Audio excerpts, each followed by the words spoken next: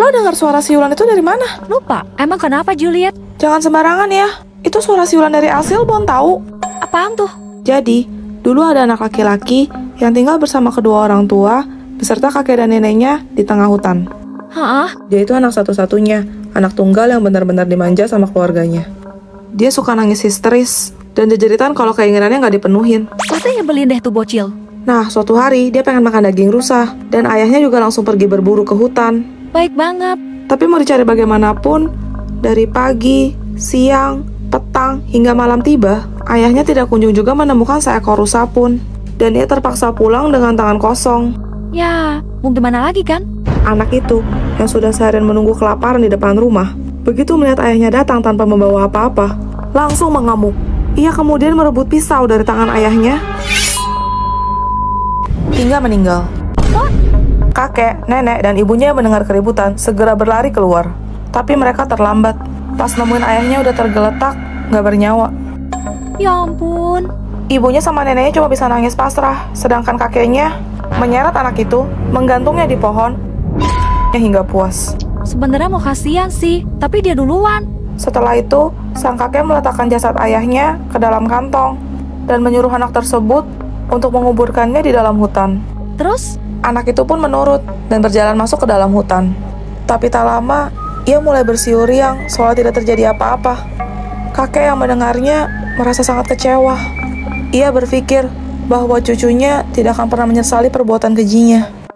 Parah banget tuh anak. Sehingga, sang kakek memutuskan untuk mengutuk anak laki-laki itu. Kemudian melepaskan anjing-anjing kelaparannya untuk mengejarnya masuk ke dalam hutan. Tiba-tiba, suara siulan riang itu berhenti, digantikan teriakan kesakitan yang menggema ke seluruh hutan. Menandakan bahwa anak laki-laki itu sudah menjadi santapan dari anjing-anjing kelaparan milik kakeknya. Apa?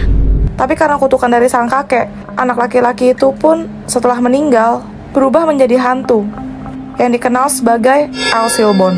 Astaga. Katanya, siapapun yang mendengar suara siuran Alsilbon pada malam hari dan dimakan olehnya, Ini kok serem sih?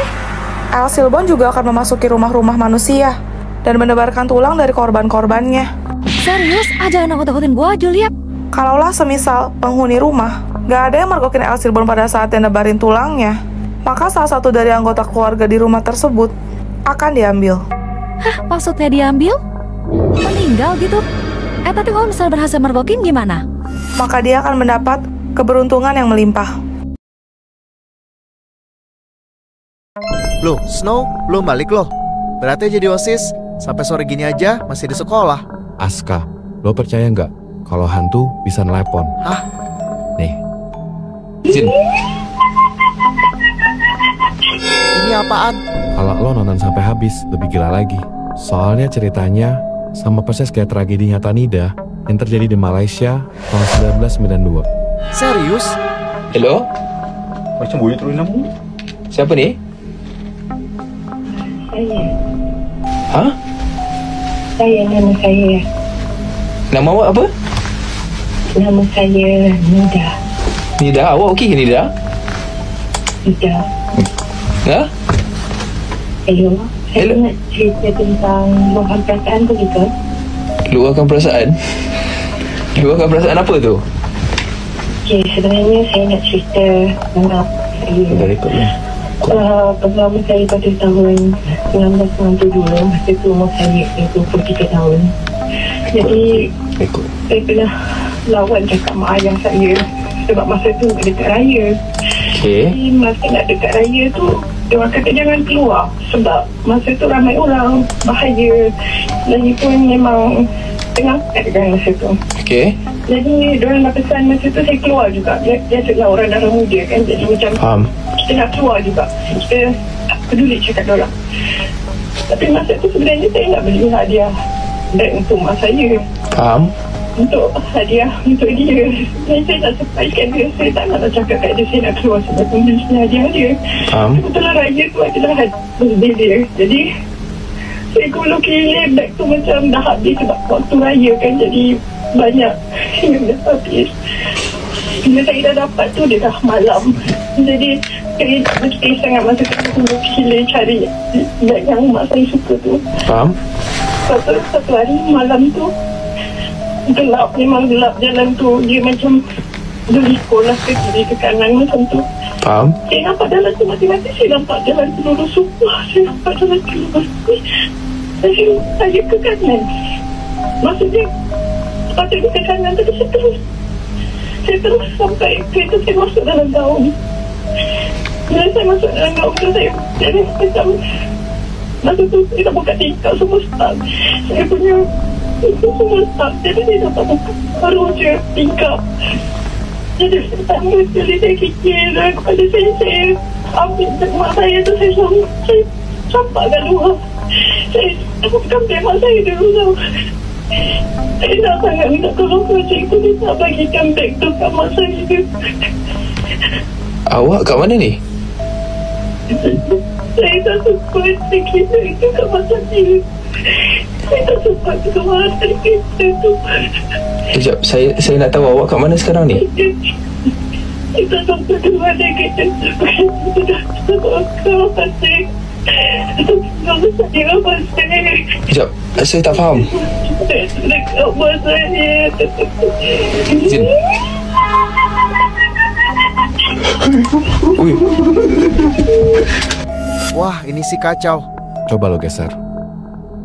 Perhatikan dengan seksama, ini adalah mobil Nida yang kecelakaan tahun 1992 yang mobilnya jatuh ke jurang ketika dia membelikan sebuah tas untuk orang tuanya.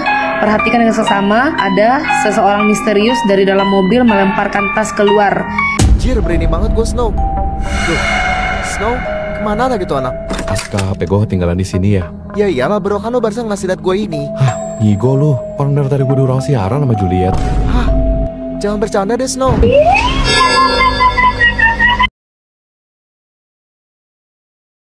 Juliet, lo tahu ini nggak? Dia lagi ngapain sih? Kalau lo lihat itu, mendingan lo cepet-cepet lari deh.